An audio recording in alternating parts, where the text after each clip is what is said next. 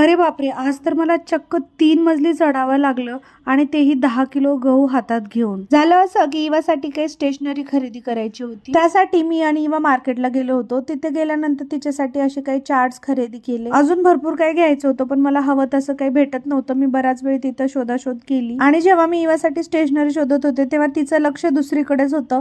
तिला भरपूर गोष्टी घ्यायच्या होत्या.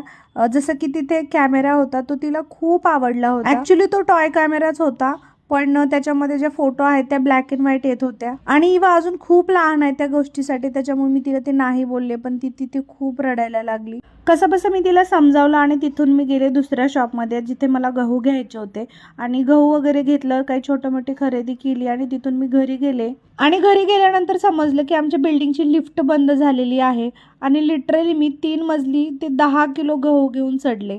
अशी फजिती होणार नाही याच्यासाठी नेहमीच लिफ्टचा वापर करणं टाळावं लागेल.